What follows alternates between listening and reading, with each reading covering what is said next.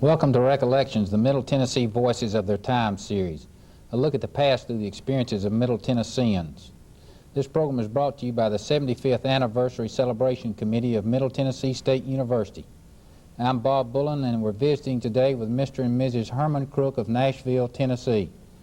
Mr. Crook is well known as the leader of the Crook Brothers String Band and is a 61-year veteran of the Grand Ole Opry.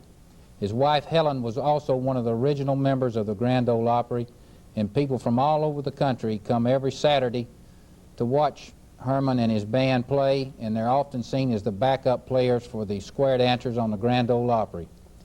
The string band maintains the traditional or rustic sound that millions of Americans love today. After 61 years, Mr. Crook is still performing every Saturday night, and occasionally his wife, Helen, also comes down and performs. Herman, what makes you continue to want to work when a lot of people your age choose to retire? Well, there's two reasons. One thing, that's my kind of music, and I haven't got tired playing yet. Another thing is the money. Two things, the money I get out of it. When did you learn to play the harmonica? Huh? When did you learn to play the harmonica? Well, I've been trying to play ever since I was a little boy. My oldest brother played a harmonica, and another brother of mine, we played together. That's where it got the name is Crook Brothers when we first started out. And we played together about 6 years, and he got on a police force, and he had to leave the band. And he passed away a few years ago, and I just continue on calling it Crook Brothers. There's another fellow named Crook in there. Louis Crook plays the banjo, but he's not my brother. But your brother Matthew was the one that was well, yeah, he's the with one that died. We played together for 6 years, and then he got on a police force. Now, you really like that rustic sound, that sound with the guitar, the banjo, and the harmonica. That's the sound that you love the most, isn't it? Yeah. Helen, where did you meet Herman? Well, I met him at a friend's house, a girlfriend of mine. We run around together. So her brother worked at the same place that my husband worked. So we all got together and made some music down to her house. That's where we got acquainted. So we've been acquainted ever since. Tell me about your marriage. I think that's an interesting... The marriage? Yes, ma'am. Well, we've had it was uphill and downhill. You know marriage, that's the way it is. But we've had I think we've had a good marriage. But it was a 61 years. Christmas Eve marriage, wasn't That's it? right. And yeah, we raised a big family, 5 boys and 2 girls. And there's 2 of them with me today. My oldest boy and my oldest girl came with me. And boy, I'm proud of them. I bet you are. Yeah. They're proud of your But performance. now that's my kind of music. I was raised up with it. I didn't know nothing else but that kind of music. And we had it at home all the time. My daddy was a musician, and his brothers. My mother was too. And well, who taught you to play the piano? Well, it was funny about that. I was gifted, I guess. That's what the teacher told me. My daddy, he had a banjo. And I'd get that banjo of his, and I'd just do that way, you know, just sing a song, and I'd just hit, just like I was hitting the notes. And so one day he come home, and I said, well, I'm going to get me a tune. Got me 2 sticks, come he's playing on a tub. And I was making pretty good sound, I thought. And so he said, well, you're going to have a piano. So he went and bought me a piano. Well, I just learned right now on that piano, by ear. Anything they played, I could play it. So my daddy said, well, I've got a friend's a music teacher, and I want you to go up there and take lessons. Well, I did. I went up there. She said, Brent, I can't. Said, Helen is gifted. Said, it's hard. It's hard to take a gifted person and teach them this. So I could do just about what she went over, and it wasn't fair to the other children, you know, what I done picked up myself, you know. So, well, he said, well, Helen, I guess you'll just have to play with me and your mama and your granddaddy here. So that's the way we got started off. I was just about 9 or 10 years old. Well, you're still playing occasionally at the Opry. We play once in a while. Well, I'm not regular on the Opry anymore. I stopped that and raised my family. That come first. Herman, let's talk about the earliest days with the radio. What do you remember about those early radio stations? Well, back in the beginning, 1925, it started up at the National Life Building on 7th and Union. But it wasn't called the Grand Ole Opry when it first started. It called the National Barn Dance. But sometime later, I don't know how long it was, George D. Hay, you know him, the solemn old judge. He come in one night and he said, well, beginning tonight, this will be called the Grand Ole Opry. So you remember when that happened? You were there that night, weren't you? Yeah, he gave it that name, George Hay. And he wouldn't have a drum in there or a horn, either one of them. He wouldn't stand for that. He didn't want no drum and nothing. He just wanted, it actually didn't want no electric instruments.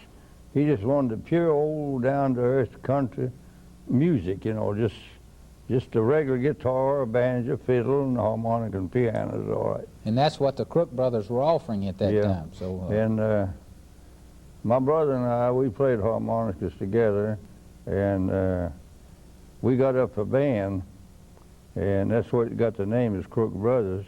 Well, we played together 6 years, and he got on the police force, and he had to leave the band, so I never did change the name of it. Tell me about meeting Lewis Crook. Well, Lewis Crook, we met Lewis. We went to a fiddler's contest, a little town up here called Walter Hill, and that's where we met Lewis, and we taken him in the band. He's been with us ever since. He's been with us 56 years.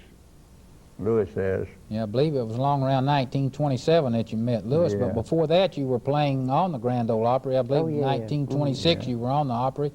Helen, what do you remember about those studios up there at National Oh, there Life? was small, real small, and it was just a place to get started off, you know. They had a great big, like a picture window, and we'd play in this music room, and they had a big hall out, and people got together and up around looking in through that glass at us play.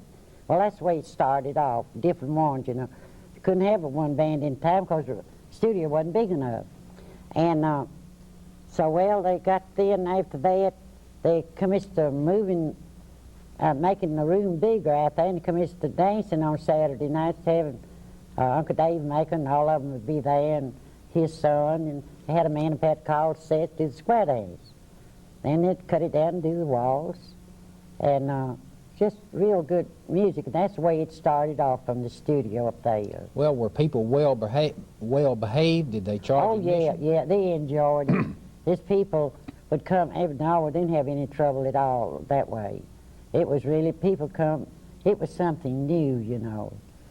And something that, just think, they're watching this where they always could go and have music, maybe on picnics and things like that, get-togethers.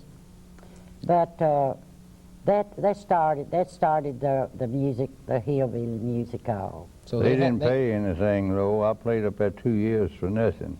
Well, they started paying anything, and we happened to be one of the lucky bands they picked out when they did decide to pay us, and they started us off $5 a piece on Saturday night. Well, $5 meant something then, didn't it? That's the reason I thought my time was better at home. And they always had a big crowd up there. We played on the 4th floor, National Life Building, and they'd come up there, and they didn't think nothing about the money, you know. They just, my radio was new then. If they had to pay anything, they didn't mind it, because they just, that was their kind of music. And so they decided to move out where they could take care of more people, and first place that made a move was Hillsborough Theater. And we stayed out there a while, the Grand Ole Opry did, and then moved there on Dixie Tabernacle. That's over on Farthland Street in East Nashville. And then we moved up to the Memorial Building. That's right back in front of the National Life Building. War Memorial. And played there a while. Then moved from there down to the Ryman Auditorium. And moved from the Ryman, after we played down there, we all liked that better than any place we had played up to that time, down to Ryman. And we all hated to leave down there. But they got this place where we at now, and then they moved the Ryman out there. See, that was a growing thing there, and when they got down there on Fifth Avenue, and crowds of people was coming from everywhere, you know, to the Grand Ole Talking Opry. about the Ryman. I tell you, the Grand Ole Opry, you know, I didn't dream about it ever coming to what it did, but I thought it'd play out in a little while. But Grand Ole Opry is known all over the world now. Absolutely. And you're known all over the world. So the people come all the time just to see Yeah. the That's oldest right. surviving. Yeah, and member. a lot of these fellas plays on Opry, they make visits and making personal appearances, you know, all over the country anyway. But I never did try to make my living. I didn't like to be away from home. I didn't care about being on the road. I was a good entertainer. I entertained him at home. Both of you had built-in entertainers at home. Yeah, there, didn't you? So you never did go on the road at all. No, I never did. Oh, they played, yeah, you met Louis. You played Well, that. yeah, we Yeah. we went time or two. Time That's or two. all. And we was Well, they playing. didn't have transportation back then like they have now. It was tough People travel. just had old, maybe in one family, have an old T-model, and maybe it'd run parts there, maybe it wouldn't, you know. I want to take you back to those old studios one more time. Do you remember the old microphones? We were Yes, talking I about do, those. yeah. Herman, tell me what you remember about the old microphones. And The old microphone. Let's see. did you have to get up close to it to? Yeah. sure did. mhm. Yeah, I had to get up close to it. That's when you started off, the rooms were small, you see, because the mics wasn't strong enough to put it in a big. Well, of course, it got bigger and bigger, and then. But they basically it was sort of on a pole, yeah, wasn't it? And had the yeah, just a round. big When we- old round thing. Looked like it had holes in it, you Yeah. know. When we was Got playing that up big to round. National Life up there on the 4th floor, they had a big studio and the glass all the way around the walls, and all people that was up there, looking through that glass at the performers, and of course they could hear the music coming out, you know, where they could hear it up there every Saturday night. But I tell you what I think is sad is so many of the old ones is done gone on, you know. Of course, I'm glad I love these new ones coming on. They're good musicians. We got some real good musicians. When they've just growed up to them, hadn't been to Grand Ole Opry, they'd never taken it in with it. Let's talk about some of the. Let's talk about 2 or 3 of the people we mentioned earlier. Tell me a little bit more about Judge Hay. What type of fellow was he? what did he say? George Hay. George Hay. Oh. What type of fellow was he? Well, he was a fine man, George Hay was. He's a He's splendid quiet. fellow. Real quiet. And he's like I told you a while ago. He wouldn't let you have a drum in there, or an old horn, or no kind of a horn. He just wanted the pure old down to earth music like guitar, banjo, and fiddle, and of course harmonica and piano is all right. But outside of that, he wouldn't want it. Well, you're still carrying that tradition on. What about Uncle Dave Macon? Well, Uncle Dave Macon I liked Uncle Dave. He was a swell entertainer. Him and his son Doris, you know, and he knows how to put on a show. You remember? Did either one of you remember anything about Dr. Humphrey Bate? Yeah, Dr. Humphrey Bates and Possum, I call him Possum on a band. Mm-hmm.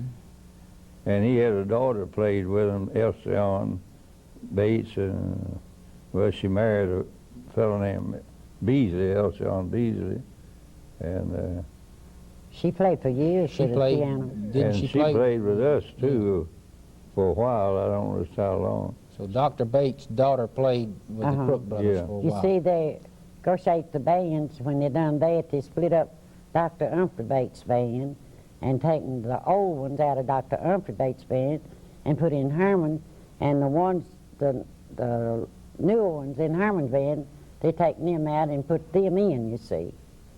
And so it just made one old timers. I've been on that 60 years. And that's what I was going to ask you. Did you, at any time in those early days, did you ever feel nervous being No, on I radio? never did feel that nervous. scare you at all? Or the I idea never of- was scared because I guess I was brought up in it. It's just like going to your table to eat, you know, because I was always entertain from a child on up, you know. So the idea of thousands of people listening to you didn't bother you? No. I tell you, I was on a talk show at WLAC here a few years ago, and at first, that's the only time in my life I ever felt nervous, sitting there talking to that dumb thing, that mic, you know. And so then, you know, then people got to call me, and people I hadn't seen or heard from since I was, way before I ever knowed him, when I wasn't but a kid. Well, they just built my morale up, boy. I just enjoyed that morning thing, and that little, as the only time in my life I ever felt kind of nervous, felt kind of quivery in my stomach. Let's talk about some of the good harmonica players you've seen. There was a black harmonica player on the Opry. Do you remember him? Well, D. Ford Bailey, he's a little colored fella. He was a good harmonica player. What he played was all right. What type of music did he play? Blues. Blues, mostly, you know. Then he played a railroad tune he called it Pan American, and just played the blues, things like that. But everybody loved D. Ford. But everybody liked him. They did. I don't guess he had an enemy anywhere. He was awful good little colored fella. Herman, what makes a good harmonica? What makes a good harmonica? What makes a good harmonica? Yes, sir. Well, just the kind I call good, the kind I play is, I used to buy the Marine Band harmonica, you know, and that's one of the best harmonicas that's made. But this I use now, they call it, I forget the name of it now. Golden Melody? That I got now. It's Golden Melody. Golden Melody, I believe. Yeah. It's a harmonica. Do you have it with you? Do you have your harmonica with you? Let's see. Yeah, I believe I have. Yeah, I believe we were going to try to sing a tune or two here if we that's could. one of them. There we go. Can you get that open up there for him? And we'll see if we'll get him to play a tune for me. Now, on the 60th anniversary at the Opry, you got a standing ovation. Can you tell me about that? Yeah, they celebrated the 60th year out there, and I had to sign my name when I went out there that day. A girl was at a little place where she sat in there, and I signed my name, and they called her Ann, and she told me that day, said, Mr. Crook, said, you're going to get $1,000 for this. That's when they celebrated the 60th year of the Opry. Well, I said, well, I'm celebrating my 60th year on the Opry, too. And they give me $1,000 just to play one time on that. And they first, of course, I knew they'd send a check to the union office, but they sent a $500 check first, and that's why I pick my checks up out there every 2 weeks. We get them. And I told that man, the union man, I said, now, I'll go ahead and hold this. I'm not going to cash it until I hear about it. I said, I'm supposed to get 1,000. And that they had was for 500. And I told him about it. He said, well, I know Hal Durham. And they called out there, and they couldn't get a hold of this girl at the time, the one that told me that I would get $1,000. But they got in touch with her, and she told him, said, yeah, that's right. Says, I told him that he'd get $1,000. Well, that made that anniversary special. They went and mailed me 500 more, made the 1,000. Yeah, well, that made it special. So I got the 1,000. Could you play a tune or two for us now? Would you be willing to do that? Will you play a tune? You better stand up and do it. All right, what else?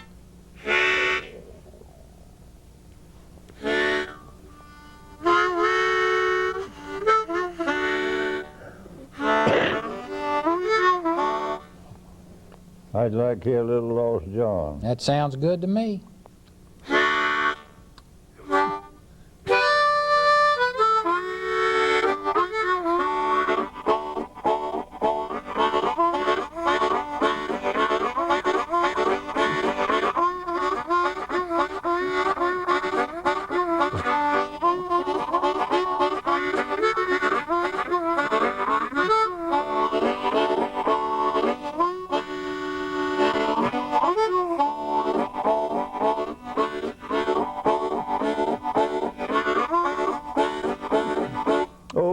John, sitting on the track, waiting for the freight train to come on back. Freight train come to make no stop. You're seen Lost John hopping on top. Go on, John.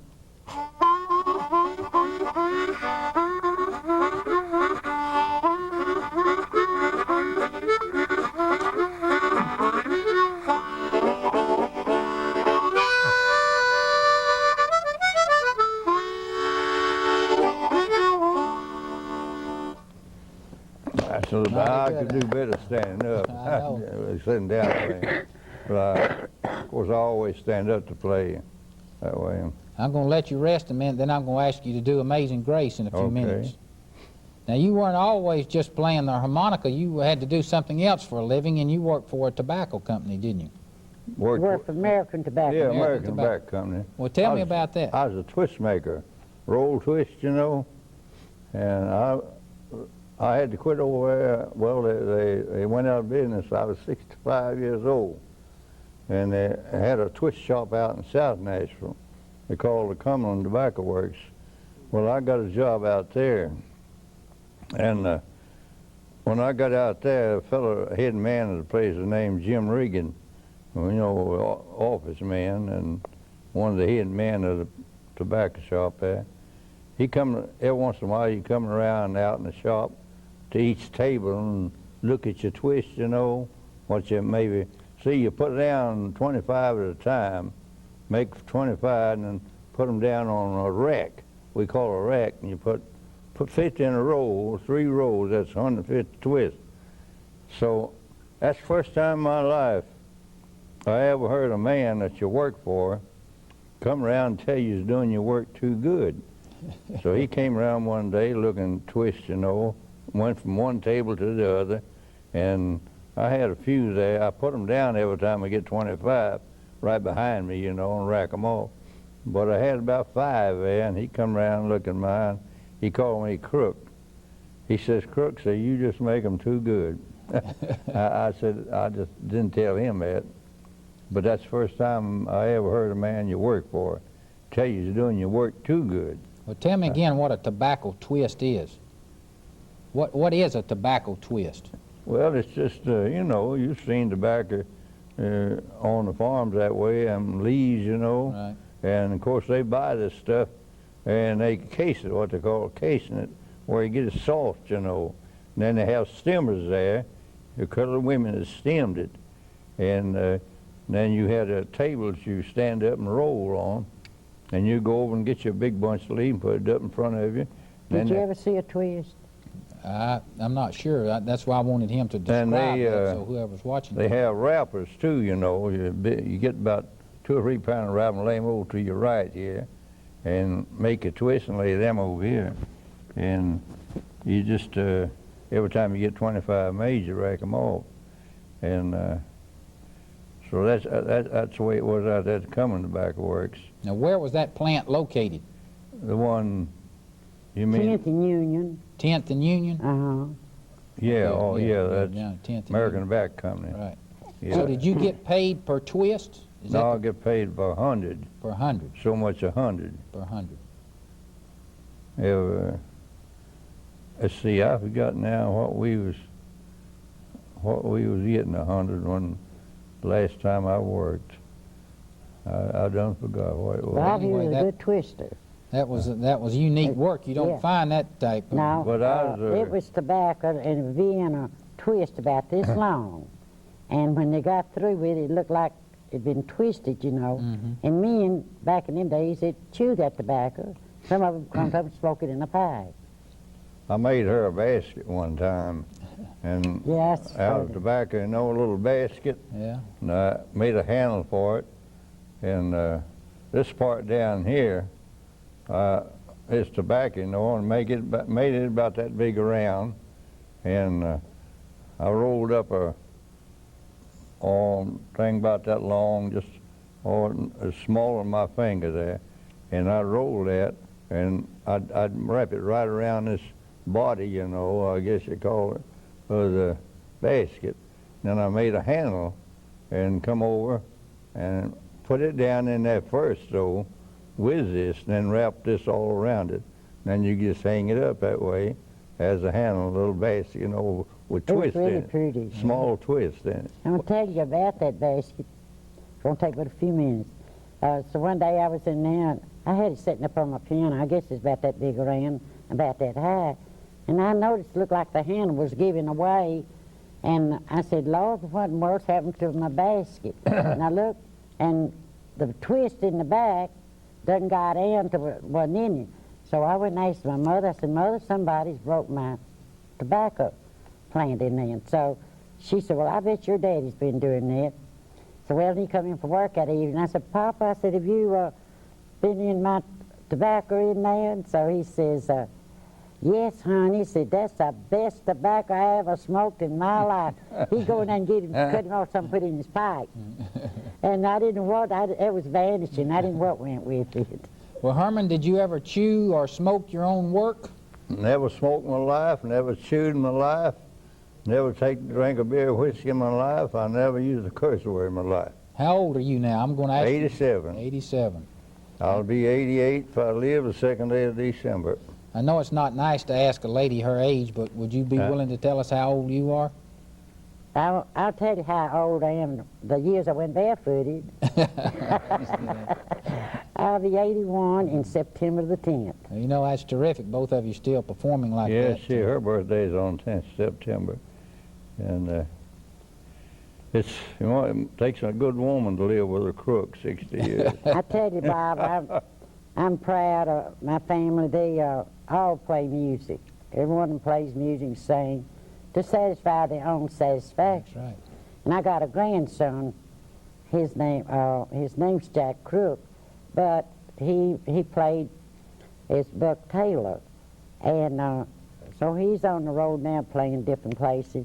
I don't know whether you've ever seen him or not, but he is a fine young man. So talent runs in the family. Well, I think it's time for another tune. How about Amazing Grace this time? Yeah, I'm going to stand up and play that for Yeah, you. that'll be better. All right, watch your step down here now. Now you got to step down. One step. One step down. One more. One more. Now. Wait, hold it. Okay. Where's- We all right? Where's another step? No, there's no more steps. You're okay. You're right You're all where you right. are. Just stand where you're at. Stand where you are. Oh, Okay. yeah. Turn the other way, Mr. Crook. Oh. Turn. I sing one verse in this. Okay. All right. I ain't no singer, but I know one verse of words.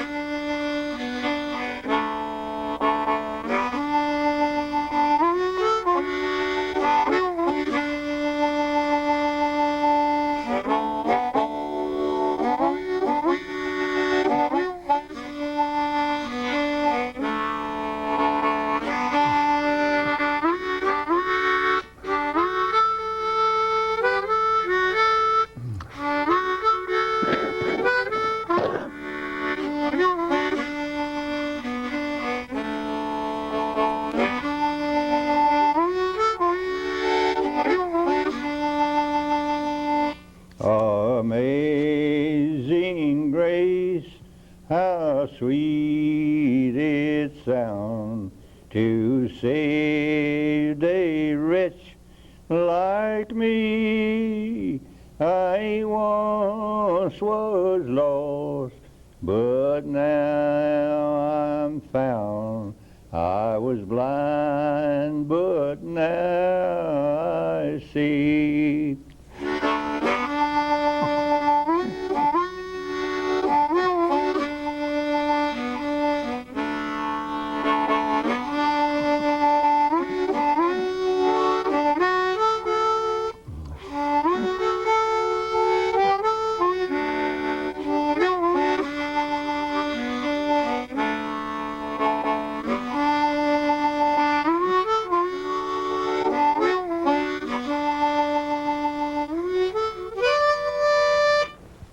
Mighty good, sure was. You got one step going back up, Mr. Crook. Back up. Oh, one Back step up. going One back. step. One step going back up. Now There you we got go. it. Now watch Okay. that cord over there. Okay, watch the cord.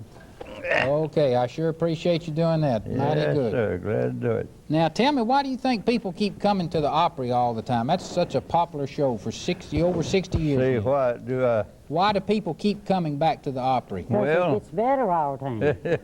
But it's just, it's something they like.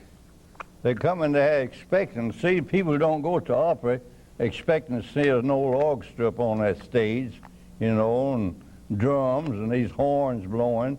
They're not expecting to see that. Because George Hay, he wanted to be country. That's the reason they call it the Grand Ole Opry. He didn't want nothing like that in there at all, and people coming to watch it, they're not expecting to see that. They'd be disappointed if they was to come to Opry one night and see a lot of old horns out there and drums and things like that. That don't belong in there. Tell me about some of the good banjo players and fiddle players that you've seen through the years. Well, I've seen several good fiddle players and banjo players and guitar players, and Sid Hartreeder was a good fiddler, and Howdy Foster that plays the Roy Acuff, he's a good fiddler, and I'm not saying it because he plays with me, but Earl White, I think he's one of the best on the Opry. He's my fiddler, plays with me. Mm-hmm. And I guess you heard us. And on- Floyd Etheridge. he's And good. Floyd Etheridge, that's another. He used to play with me years ago. He was a real good fiddler. And Ed Hyde was my fiddler. And Ed, he called me one day. He was sick, but I guess he felt like he'd never be able to play anymore. And he called me and says, "Herman, you're going to have to get you another fiddler." He says, "I got a friend.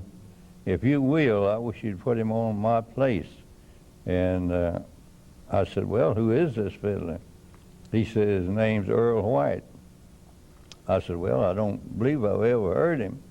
And so the following Saturday night, he had him to come out to Opry, and I taken him in the band. He's a real good fiddler. He just...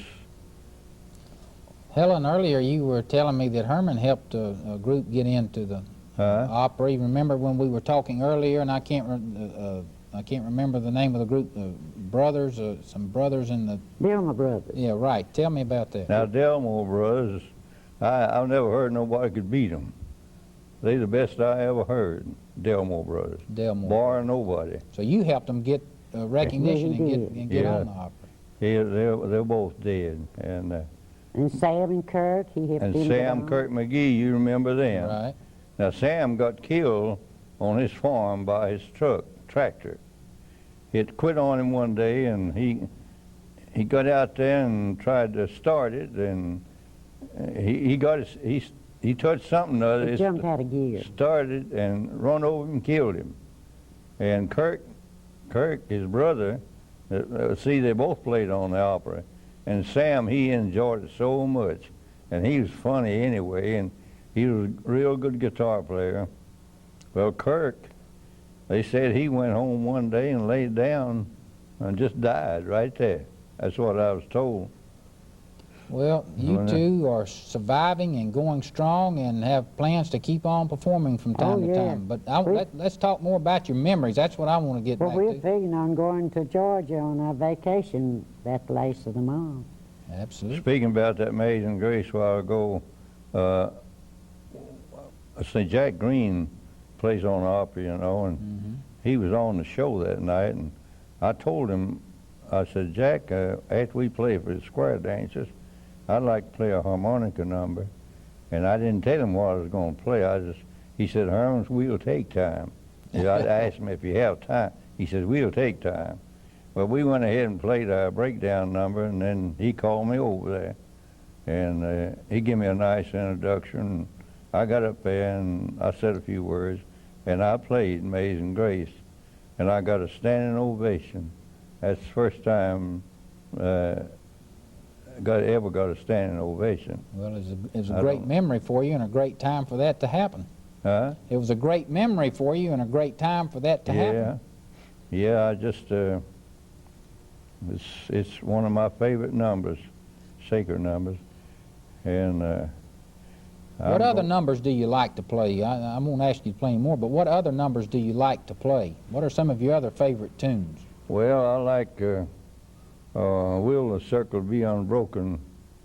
That's a good song, you know, and I'm going to play that one Saturday night. I get them put me on the Opry. And do you listen mostly on Saturday night? I listen some on Saturday nights, Yeah. and I go occasionally. Well, Breakdown. Tell him about your favorite breakdown. He wants to know something about your breakdowns, too. Oh, breakdowns, yeah. Well, now, I know quite a few breakdowns. We play, we can play Katie Hill and Bill Cheatham and 8th of January and Chicken Reel and Arkansas Traveler and Tennessee Wagoner and just oodles of them we can play for breakdown numbers, you know. And, That's for square dancing. yeah. Mm-hmm. Well, And the square dancers, see, they dance on both shows that we play on. Now, if I get to play a harmonica number, that'll have to come in separate from the band part. let's go back to the 1930s. WSM started broadcasting and covering a larger range. Did you get a lot of fan mail back in the 1930s and 1940s? Well, we get some, not no whole lot, you know. They just, people, I don't know. It grows. It just, Seems like it grows, you know, You after know. they be on there a while. And I got a letter at home. I've thought about it. I was going to be here. I wished I had it with me. Let you read it. I got it last week. Some people, where's they live, honey? It's Wakeman, yes. And that's one of the nicest letters that I ever got in my life. And I'm going to show it to Hal Durham Saturday night when I I've go been out. listening to him for 50 years. How about that? Yeah, you've been, how long have been Well, listening? you never to know me? how many fans you have out there No. until they write you. And he just, I was surprised at him. It's a real nice letter. You know, Bob, there's a lot of them comes in out to the Opry. He's never been to the Opry. They've heard it on just elder people, Right. you know. And back when he first started, people just didn't have transportation and way of going places. So now it's just open, and you'd be surprised at the older people is coming in to listen to that. And the young people, too. And a lot of people gets in the back, too, you know. And they get them in, and they go out and sit on the stage, right back to where the players are at, you know. And that way every Saturday night. Let's talk about the old Ryman Auditorium a little bit and your memories about the Ryman. That Ryman? Was yes, sir. That was Well, a crowded place The down there. Ryman, we all liked down there at the Ryman. We really liked it better than where we at now. At first we did, but seemed like out there, this other place, of course, it's a nicer building and it'll take care of more people than the Ryman could. And so we like it pretty good out there now. But it could get confusing backstage at the Ryman, couldn't it? Yeah. I'll tell you something funny that happened one time. I don't know whether Herman remembers this, but he might have been in the hospital that time. There's a woman was sitting up in the balcony, and she went to get up the little things about like this, you know, and the stage is right down here, and she was up there, so she was applying, you know, and she got over there and fell right out on the stage. Didn't hurt her either. I don't know whether you remember that or not. No. So many things, little old things like that happened, you know, but it didn't hurt her. She got up and there and kind of got away with it, but it's wondered it didn't hurt her because, well, the balcony wasn't too awful high from the stage. It could get very hot in there, couldn't Oh, it? yeah, boy, people just fan. And sit on those old wood benches. wooden benches, chewing gum under them. Maybe if you didn't watch out where you sit, you'd liable to get a wad of gum on you. And everybody had their fans in Yeah. there. So you listen to opera some on Saturday night? Yes, sir, I sure do. Now, let me ask you a little bit more about what it was like backstage. What was it like backstage? Was everybody friendly and got along well backstage? Yeah, they're friendly, and they got a place back there where they have coffee and a cold drink. It's some kind of, where it's orangeade or something. But Lemonade. lemonade, and that's free. Anybody wants it, just walk back in that lounge there and get you, if you want some coffee. There's got a colored woman sits back there, and waits on everybody. And she keeps them poured out there, and just go out there and pick them up a glass, you know. Well, at the Ryman, it was so crowded backstage. How did you know when it was your turn to come out Well, front? you had to, just one bunch at a time because there wasn't room enough. Well, Rooms are small. they have it down and see on paper the time and all, and you see what time that you're on and who you follow. So it's very easy to keep up with it. And when that bunch go off, they'd go on. You're Yeah. talking about down to the Yeah, at the Ryman. Ryman, Yeah. So was that a sad day for you when you left the Ryman? You mean? Sad when you finally had to leave the Ryman to go to Well, Opry House? I hate to leave there. I think most everybody liked the Ryman the best. And I don't know, it just seemed like it was a difference there. But this trouble out there, I think they had trouble with the sound system. But of course they fixed that all right. They taken care of that later. Now you belong to a union now, a musicians Yeah. union. They didn't have a union when you first started playing. No, What do you think about unions? Is that a good Well, idea? it's all right, yeah. Union's all right. Well, Yeah. you saw some other changes. Finally, the Opry went on television. Tell me about going on television. What do you remember about that? Well, let's see. First time, I don't know. When was I on first? Yeah, you remember? Honey, it's been several years back. I just don't Was recall. that the anything date. special to you going on TV? It was special for him because he was thrilled over going. On being on television? And he couldn't hardly wait to get to see himself. I played on television right smart, you know, just myself. I haven't had my band much. Yeah, you've had your band. Well, yeah, we had them. You had them on Nashville now. They've been I guess, several months back. Yeah, it was Ralph Emmett show, you know, Nashville now. and Nashville. Well, people pay a lot of special attention to both of you since you're the oldest surviving members. How do you feel when you go down there and you see just a lot of young people around you and some of the old faces have gone? And I love them. They're coming in, and they'll keep coming in. The young people, now they go, it just ain't the breakdown. They have good singing there, and just ain't all. You get to meet a lot of people, you know, out there on Saturday night. And they come regular. And they like always a big crowd family. backstage, you know. And there's a fella, him and his daughter was together one Saturday night. I came out of the room where we tune up and rehearsed in there, and he knew I played on the Opry. I never had met the man, but he asked me, he wanted to make a picture of me and his daughter standing up there. He just knew that I was one of the Grand Ole Opry players, and he knowed my name and all. So he made our picture. at home, did the two of you ever just practice and play together at We home? used to all the time. Before his brother died, his brother'd come in, we'd all get together and play. And have different bands come in and play with us. And but I didn't play at the studio then. They'd all come there to practice, you know, every week. He'd have his band there, and other people come in and play too, you know. I don't practice now, though. Me and Helen we don't ever play that home. We got a piano there, and we don't ever play or nothing. So when you go to the Opry now, you just go and play. You don't need to practice anymore. No, I don't need no we go over a number that we're going to play, you know. Yeah, that's going some. Huh? He just got so good he can't get no better. That's exactly right. No, we played different numbers, you know, from square dancers, and we go in our room and get tuned up, then we'll play it in there and get the time on it, how it's going to sound, and we go on out, and that's what we play.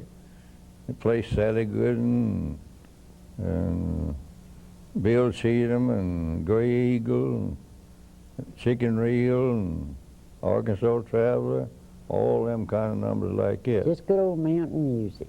And another one is what's that in mountain? No, Green Mountain, something about Black Mountain Rag. Yeah, Black Mountain Rag. That's a good number. And it just I want to take you back to your earliest memories in life when you came back before 1920. What was it like living in Nashville back, say, World War I and in that period of time? What kind of memories do you have? 1920. Yeah, before 1920. What kind of memories do you have of Nashville during that Well, period? we played somewhere for dances in homes. People that have private dances, you know, and we play music for them. I never had a lonely moment in my life, I don't guess. Here's a ring they Yeah, give so if me. you hold it up there, we can get a See what close-up it on says it. I can't on see there. it. It says 1925 and 1975, which celebrated the 50th year. Let me hold that up there just a minute, Yeah. and they can get a good shot on that one. Okay, good. I think they got it. That's Yeah. good, they've got it. Okay. Yeah, they gave me that, and of course I've been on there 60. You know, it's awful hard for a person to go year after year. Did you ever have any serious illnesses where you missed out much? Yes, he did. He had a lung operation. He's out about maybe 3 months. But his band went on just the same. They paid him. He was out.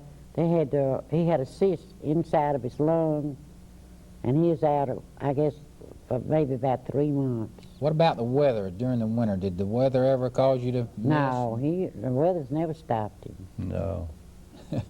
He's just like an old gray horse. He's ready. Do you have any favorite entertainers down through the years that you enjoyed watching on the Opry? Any that we Favorite haven't- entertainer? Yeah, that we haven't mentioned. You have any favorites? through the Yeah, years? some of them I like better than do others. Well, you know. tell me 2 or 3 that you really And, liked through the years. Well, I like to hear how the Forester, fiddling over Roy Acuff. Yeah. And we played the one night, he plays that old time number you heard, Going Across the Sea. Mm-hmm. You ever hear that old number? Yeah. Fiddle tune.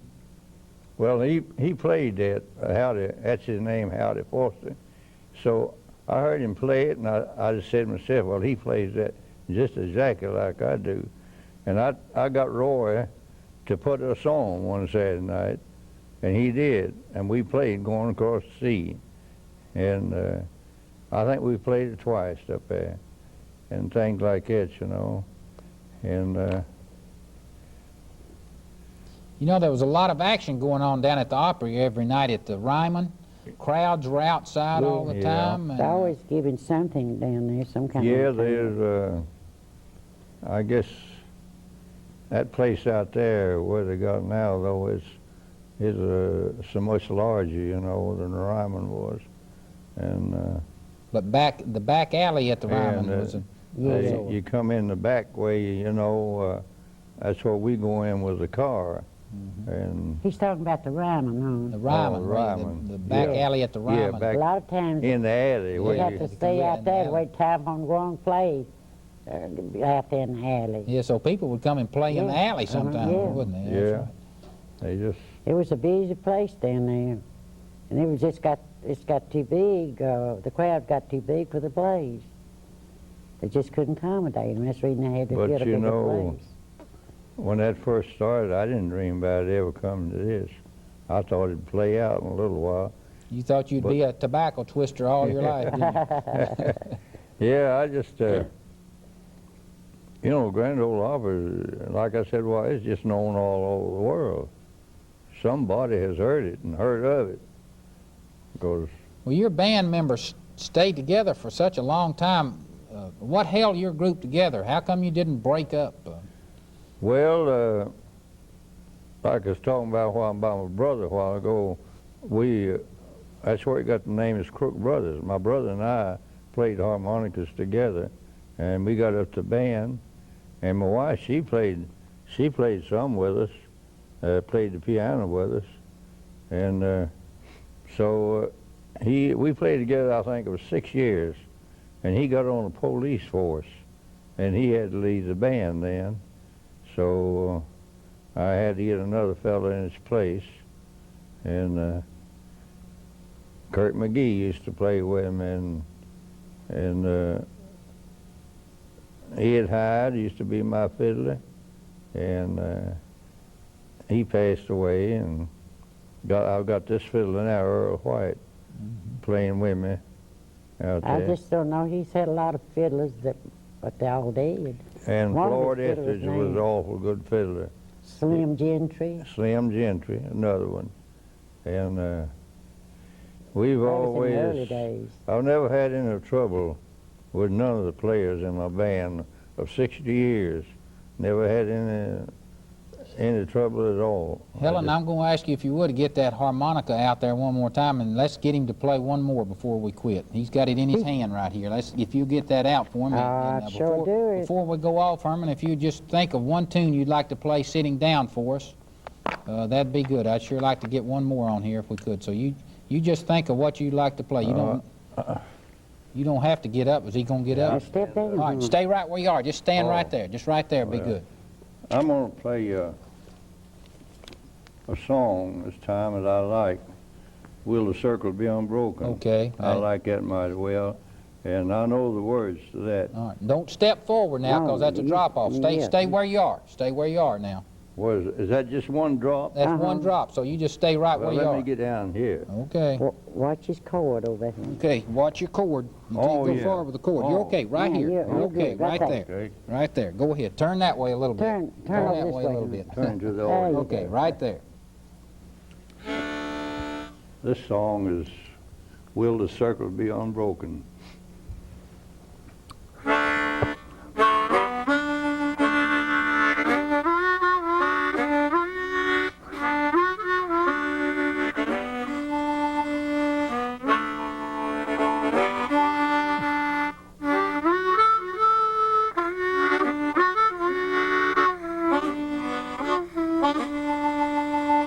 I was standing by my window on one cold and cloudy day when I saw the earth come rolling to carry my mother away. Will the circle be unbroken by and by, Lord, by and by? There's a better home awaiting in the sky, Lord, in the sky.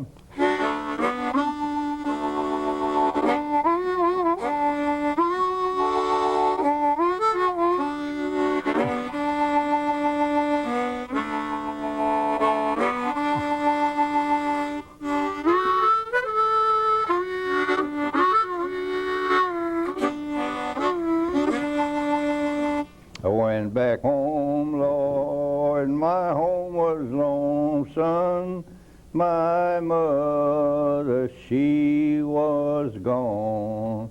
All my brothers, sisters crying, what a home so sad and lone.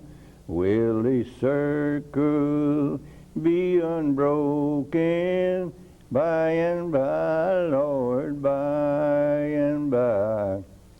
There's a better home awaiting in the sky, Lord, in the sky.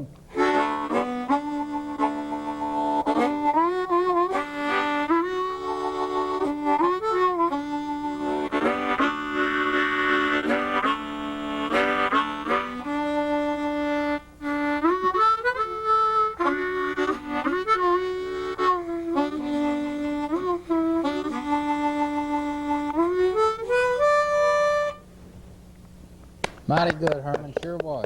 Excellent. Yeah.